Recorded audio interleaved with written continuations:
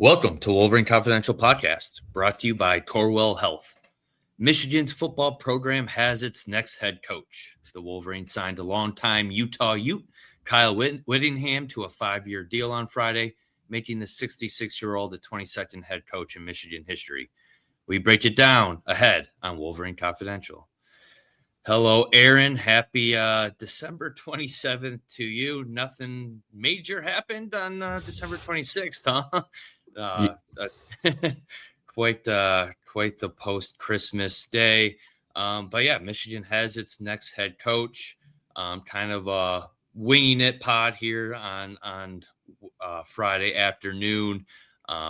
This one probably won't sound as it normally does. Our ace producer and our team is off, but big news to discuss. Ended up being about a 2-week search for Michigan to find a replacement, and they land on Kyle Whittingham. Your initial thoughts and reaction to the hire? Well, I think if you're Michigan, you're just happy to have a hire. As you said, this search had gone on for a while, over 2 weeks. The prevailing opinion that was that Kalen DeBoer was the first option. As we know, he kind of became unavailable once Alabama won its bowl game or its college football playoff game. And then Michigan kind of went down their list from there. There were names that had popped up, message boards in the rumor mill that weren't necessarily true.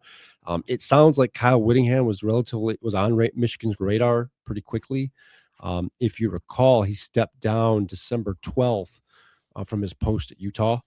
Wasn't necessarily a surprise. He's been talking about it for several years now, how long his career, how long he had left, whether he was he was debating retirement. Utah had named a coach in waiting a while ago, so this wasn't necessarily a surprise in Salt Lake City. But he steps down December 12th, and my understanding is that Michigan reached out relatively quickly. There was contact made with the agent and Kyle shortly thereafter to kind of gauge his interest. Now, I think at that point, Michigan was still kind of getting its bearings right. Like they, as we talked about, they had hired an executive search firm to kind of put together a list of candidates, vet some of these folks. And Whittingham obviously was always there. I wouldn't call him their first choice, but he was a safe choice. He brings a lot of stability here. As you pointed out, he's 66 years old, and he has spent literally almost his entire coaching career in the state of Utah at the University of Utah. He started there in 1994 as defensive line coach, was quickly promoted to defensive coordinator and in 1995, and he held that role up until he got the Utah head coaching job in 2005. So he's been there 31 years. He's been the head coach for 21. You don't see that very often in college football. So, the presumption here is that this is probably going to be his final job. As you said, he's 66 years old. He's getting up there in age. And as we've seen in his career, he's fine with staying put. He's turned down other jobs in the past. I know BYU has come calling. Tennessee offered him a job at one point, yet he stayed at Utah. So, interesting move. We'll probably get into the X's and O's and more in a little bit, but Michigan has its guy. Yeah, 177 and 88 record over 21 seasons as head coach. That includes 8 seasons of 10 or more victories. So he's largely been successful. And whether Utah's been in the Mountain West or Pac-12 or Big 12, it's the success has kind of followed him. It's just, this is just a completely different animal though for him. And different culture, different type of football in the Big Ten. So it's going to be fascinating to see how he adjusts. It's hard for me to say that it's hard to argue that this is a home run hire because, there were sexier names out there and probably more higher ceiling names out there. But again, like you said, Michigan, after what happened with Sharon Moore, they needed some stability. They needed an adult in the room, it seemed like, and he certainly fits. You don't hear about any past scandals or anything like that with Utah. It seems like it's been a clean program. He's has ties to Urban Meyer too, and it's still took over for him and had success. So even this past year, 10-2 record with the Utes, 5-7 the year before that. So it's like, hey, that's kind of maybe that's why they were pushing him out the door. But again, the fact that Michigan got a guy that had stepped down from from Utah after so long is it's kind of just shocking if you step back and think about it in my eyes. Yeah, I mean, you mentioned the 5-7 year. During his 21-year run as head coach at Utah, I think he's had 3 losing seasons the entire time. So he knows how to win. He's won 3 conference championships. He was twice named National Coach of the Year. He's done a lot. I mean, he took Utah to the Sugar Bowl back in 2008. They had an undefeated record, 13-0, and they finished, I think, number 2 in the AP poll that year.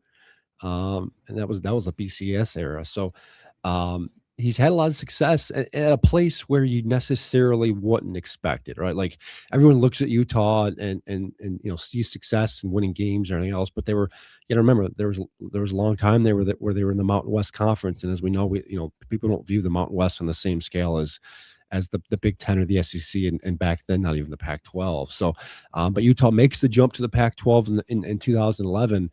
And there were a couple 5-7 years there early, but he really picked it up. I mean, he had 10-win season in 2015, 11-win season in 2019, back-to-back 10-win seasons in 21 and 22. So, and none of that, but they got to the Rose Bowl both of those years. So, and they beat some big opponents along the way. They have marquee wins. He knows what it takes to win the big game.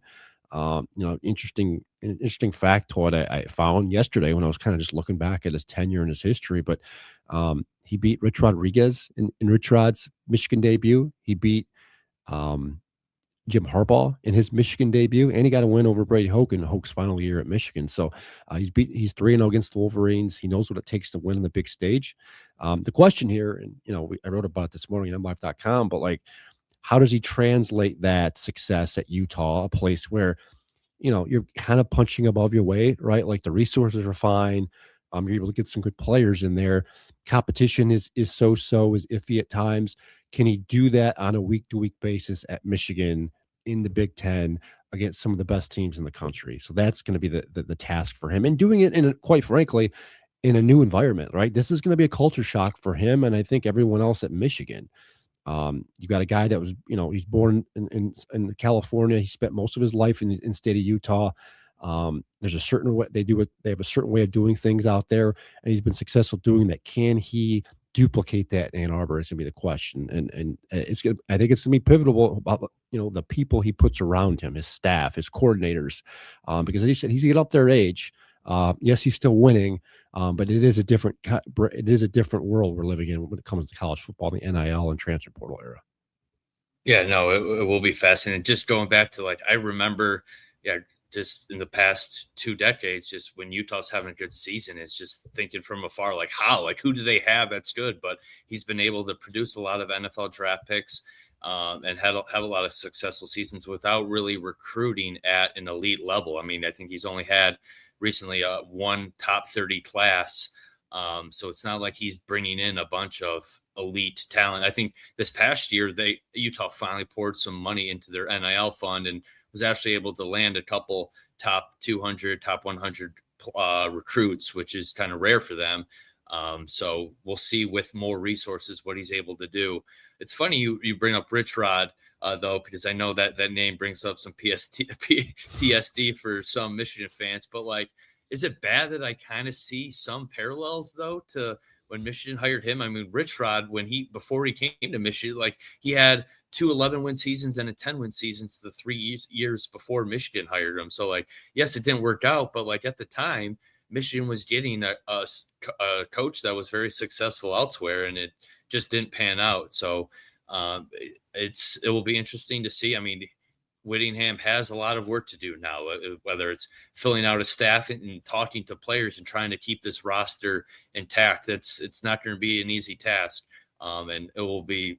He's going to need to keep a lot of these same players, I think, to have success in the immediate future. What do you think?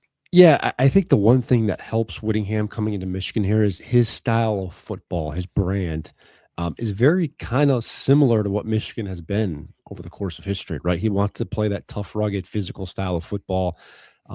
His quarterbacks are largely dual threat guys. He likes to use the tight end a lot.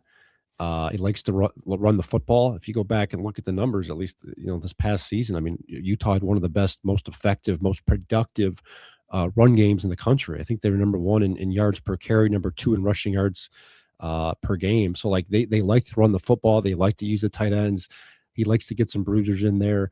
The question just becomes, right, what can he do with the resources at Michigan? As you said, he was largely kind of playing with an arm tied around his back at Utah in terms of not just being able to get some of the best players in the country. So how he's able to do that will be interesting.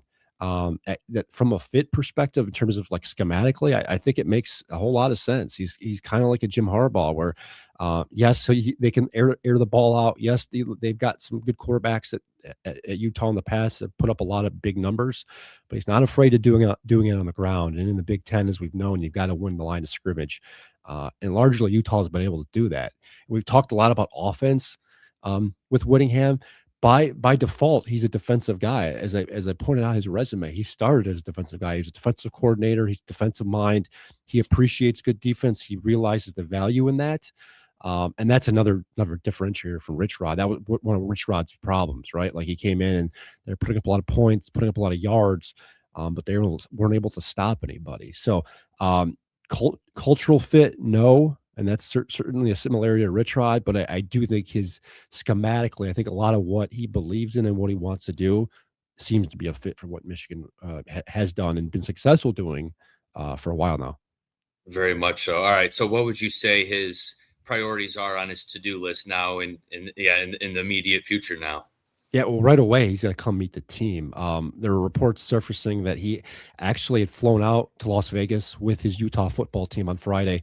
The Utes are playing in the Las Vegas Bowl New Year's Eve, just like Michigan, same day as Michigan's bowl game. He flew out there as the kind of news was breaking on Friday that he was taking the Michigan job. By the time they landed in Las Vegas, he met with the Utah team, said his goodbyes. Told them what was going on, and said he was off to Michigan. As I said at the top, this wasn't a huge surprise. He had already announced he was stepping down. The players knew there was going to be a point where he was going to leave. They already had a coach in waiting. So Whittingham is set to join the Michigan football team this weekend here in Orlando. Priority number one is to get his face in front of everybody, right? You got to meet the players, you got to meet the staff, you got to get around the program and understand what you're getting yourself into. And then you got to work on building out a staff and kind of monitoring and looking at the roster and evaluating things, what needs to be improved, what players you put a premium on retaining, and then go from there. But as I said, I think the people he puts around him are going to be critical here. Good coordinators, guys that can get the job done and convince some of these high level players to stay. I mean, one of the top questions Kyle Whittingham is probably going to get when he speaks to the media is what are you going to do to retain Bryce Underwood? What are you going to do to retain Andrew Marsh?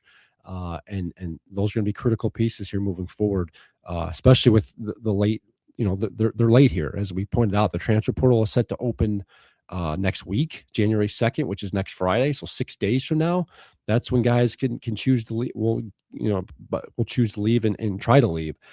So the window here is short. He's got to put himself in front of the team, introduce himself, get to know guys, and then it's a sprint from there. Yeah, and as Biff Poggi pointed out recently too, I mean, a lot of these deals, transfer portal deals, are already going on even before the portal officially opens. It's like once the portal opens, a lot of these players know where they're going already. So there's a lot of backdoor channels type of stuff going on right now. So yeah, it's like, oh, he still has time. No, like he needs to hit the ground running here and really fortify and build these relationships to try and keep all these guys in the fold. Because yeah, it doesn't matter how good of a coach you are if you lose a bunch of talent heading into next year without much time to recover and fill those holes immediately, it's going to be hard to win games. So yeah, I think that's definitely a priority too. It'll be fascinating to see how many assistants he retains. I mean, if my guess, it sounds like he might retain a couple, but largely he's probably going to want to bring in his own guys too, just because, like we've talked about, the cultural fit and styles and type of thing, it's so different. And there's not much crossover in between like the coaching paths here. So it will be interesting to see. I mean, I've seen Jason Beck's name out there as a top target potentially for offensive coordinator who's worked under Whittingham as the Utah's offensive coordinator to this past year. I mean, what are your thoughts on the staff and who you think he should maybe bring and retain and who he should maybe bring in to fill some of these key spots? Typically, when we see coaching changes like this, especially this magnitude where you hire a guy from the outside, the staff typically gets cleaned out almost entirely.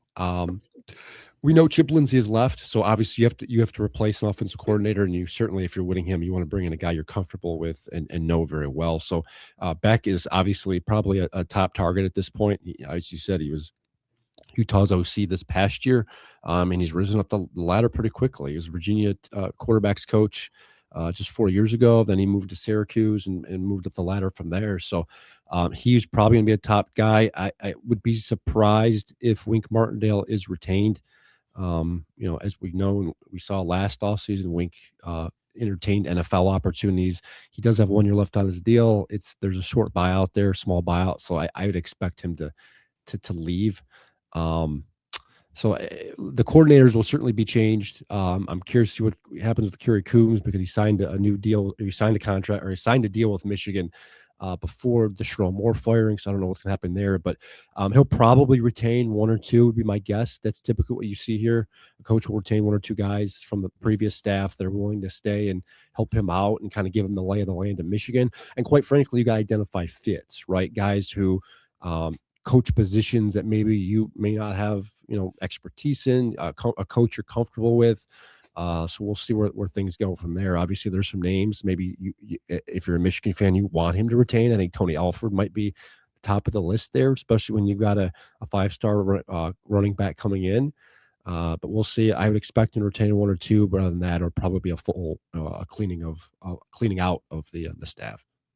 Yeah, I mean, speaking of 5-star or running backs and recruits and all that too. I mean, that's another on the to-do list for Whittingham, because I mean, shortly after news broke that Michigan was zeroing in on Whittingham, one of their prized signees this cycle, 4-star receiver Brady Marchese, requested out of his financial agreement with Michigan and reopening his recruitment, which is a tough pill to swallow for the Wolverines, because if you remember him, he was basically the major signing day coup for flipping him from Georgia on signing day just a couple weeks ago, and then all of a sudden now he's reopening his recruitment. I thought, I mean, top 150 overall recruit, someone that potentially a plug and play right away type of guy.